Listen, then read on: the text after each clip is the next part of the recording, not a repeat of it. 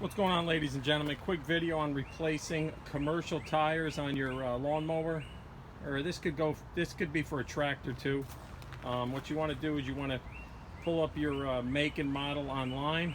I purchased these on Amazon.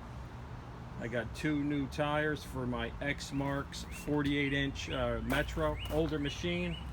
This tire is actually original. This tire is probably close to 14 years old, believe it or not. So we're gonna change it out. I ordered these on Amazon. All right. If you're wondering what model number you need for the eXmarks, I'll leave a description below. All right, take a look at it and let's get to it. This is how I get the old tires off and get ready for the new ones.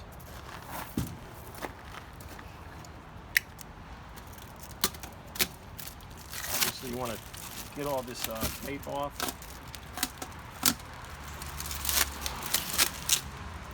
Before you start removing everything, make sure you got the right size. So if you have to return them, you know what I mean? So what I did was I got the same size off of the actual tire. It's actually the same brand. All right. It's a 13 by 6.5 by 6. And if you look here, 13 by 6.5 by 6. So we're good on the size. We're gonna let the air out first. Let it out, unscrew the little cap here, drain all the air out. Then we're gonna grab the multi-tool. That's right, and we're gonna try to cut this thing open and get rid of it.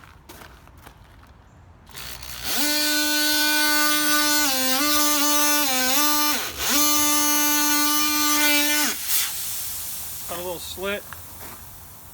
Let the air come through, get the pressure off, and then we're going to come across and just cut this thing.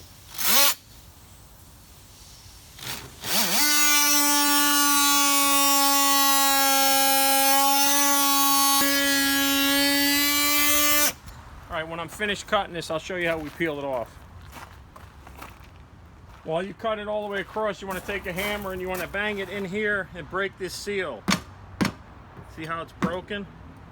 All right, I'm going to continue to finish cutting it, and we're going to pull it right off the rim.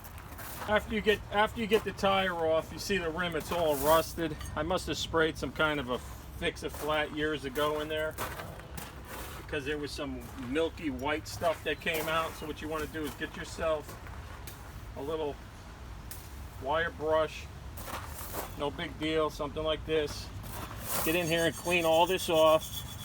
Scrape it down, especially around the edge where the new tire is going to seal up on the rim. Okay, get in here and clean it up nice. Make sure, inspect your rim, make sure there's no dents in the rim because you can have leaks there. When you're done scrubbing this off, hit this thing with a hose real quick.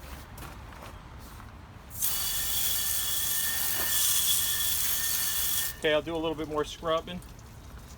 I want to try to get this as clean as possible. Again, these rims and these tires are old. They lasted.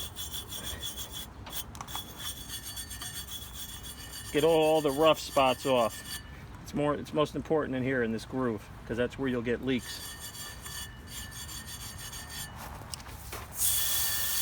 See how it's cleaning off nice? All right, let me get to it, finish the rim, and then we'll show you how we put the tire back on. All right, after cleaning it, get a little bit out here. It doesn't have to be perfect, all right? We're not in any kind of a beauty contest.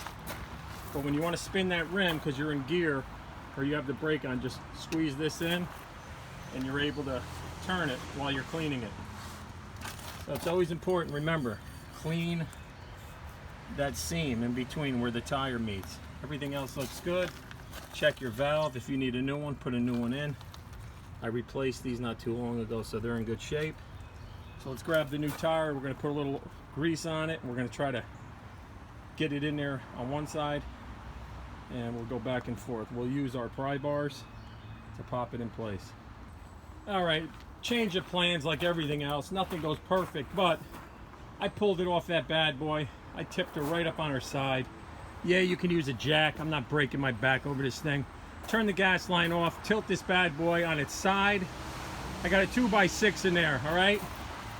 I did manhandle this bad boy on without using pry bars. Stay tuned. I'll show you how I do the front end by using just bare muscle, bro. And then what you're gonna need, obviously, is you're gonna have to get yourself an airline to blow these up before you put it back on its side. You don't want it to get damaged or anything. So let's head back.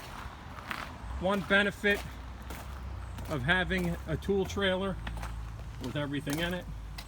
Yeah, that bad boy's for sale. If you're interested, send me a DM or whatever they call it. I'll give you a good deal if you're a loyal subscriber, kid. All right, so we're gonna head into the back. Again, benefit of having a trailer that's all done up for things you need. That's right, we got an air compressor. Let's get down in here, turn it on. And let's get the hose. Get yourself a 100-foot hose. Have it equipped in your trailer at all times. You could use this thing all over a job site. And you could basically leave the compressor in the trailer. All right, so let's head out to the mower. All right, we're back, and I know what you're thinking. I hate Ryobi, but I believe this is a Ryobi. No, it's a Husky. Okay, I take it back. It's a Husky line. I like that bright color. Get yourself a 100-foot Husky. All right, we're gonna take it. We got this guy here. You picked up this gauge. It's a kit at Home Depot. I think it was like 10 bucks. Highly recommend it. Let's put some air in the tire here. Hold on, let's set this up. Trying to do everything hands-free for you guys from now on. So, it's pretty basic.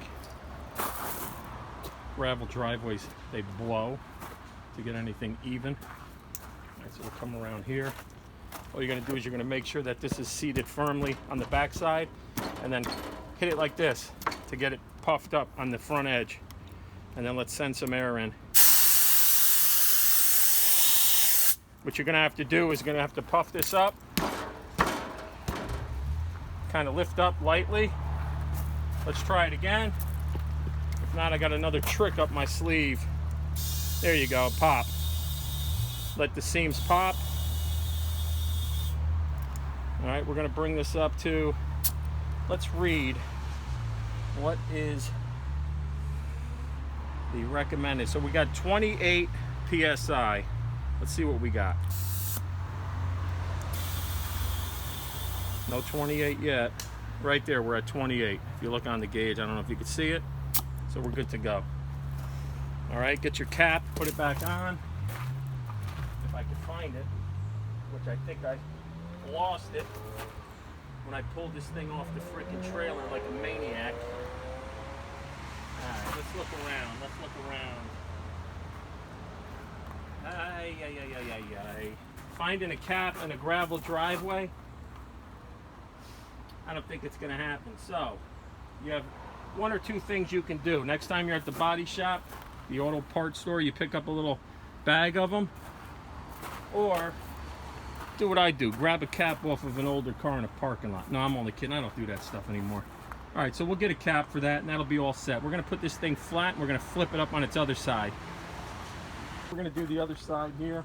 I got this thing turned up on its side, turn the gas lines off, so you don't flood out the carburetor. If you have a floor jack, you can use that, but I don't, so this is the way I do it. All right, so what you're gonna do first, get yourself a hammer. Where'd I put the hammer? You want to break the seal. We still got some air in this bad boy. So the way you get the air out, grab yourself a multi-tool and just cut it.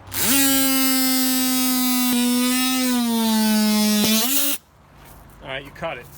Break the seal. Grab yourself a hammer.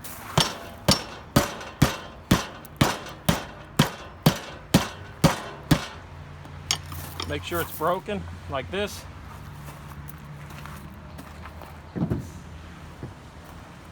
Grab yourself a couple of pry bars. You can pick these up at Home Depot. They got a nice 3-pack. It was like 10 bucks. It comes with a hammer. one of these and a little pry bar. I got a couple of them. This is old school. I've had this, I don't know for how long. You want to just get in here, start like this, and then just bring it back. Be careful. Start right next to it. Actually, get two of them in here. Do it at the same time, one after another, and you can bring this thing up like this. Okay? Come around. As I'm spinning it, keep one in by prying the other one up. Just like this. See how I'm doing it nice and easy? Be very careful that this doesn't slip back and hit you in the chin and your face goes into the sheetrock, all right? Be careful. All right, now that we have that, you wanna pull up on it, and also you gotta break the seal at the bottom. You want to be careful because the tire is still attached. Hit from the bottom.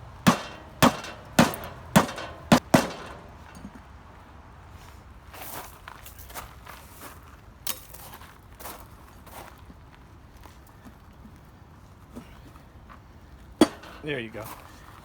So you see how it's nice and loose? The first one I cut with a multi-tool, but this is how you're going to take this off if you don't have one. You're basically going to lean it forward, I don't know if you can see it, and just pull back towards yourself. Go nice and easy, and boom, it comes right off. What you want to do now is inspect the inside of this rim. This one's a lot better than the last one, but I'm going to scrape all around where it beads up with a brush. Clean this up the best I could. Spray with a hose. Then we'll get the new one set. All right, if you didn't catch the first part, you just want to wet this down. Get your little wire brush. Just hit this real quick. Very important you get this part clean where it beads up on both sides, the front and the back. Again, you're not in any kind of a contest for it to be clean. You just want it to, you know, make it clean as you can. While you got this rim open, inspect your valve here. Take a look at the back. If it's starting to rot or it looks like it needs to be replaced, replace it now. While I got it up on its side, wouldn't hurt to just hit this rim real quick. This is dirt that's been sitting here pretty much from the fall of last year to this year. So you just want to hit it real quick. And stay tuned for the video following. In about a week, I'm going to show you how we grease this thing up. Because you want to grease this up 2-3 times a year. Keep it in good shape. Spray this off.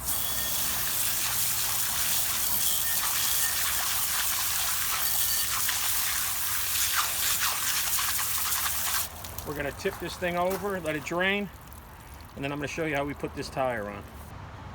All right, now that it's cleaned out, you're going to get the tire. You want to inspect the tire, check the insides, make sure there's no damage. If there is, you want to return it immediately. Again, I'll have the link below, the description as to the item number for this particular mower, if you're interested. Get a little WD-40.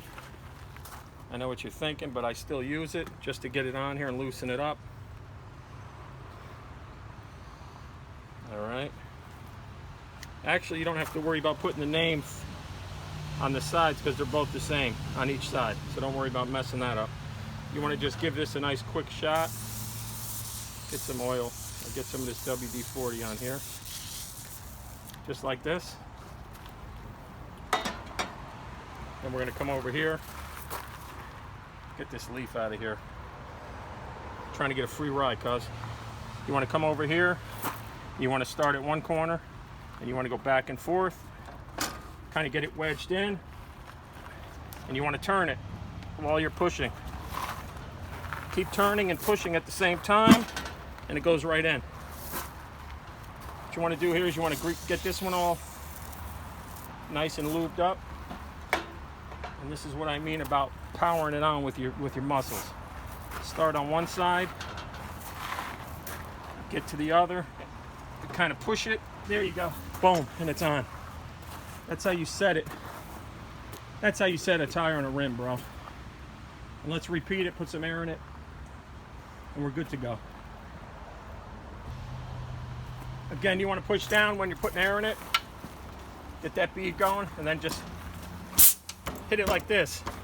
And let's bring it up to 28 pounds.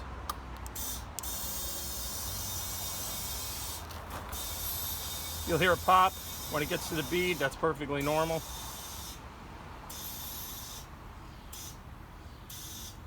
If you look, we're at 28 pounds. I don't know if you can see it. 28 pounds. All right.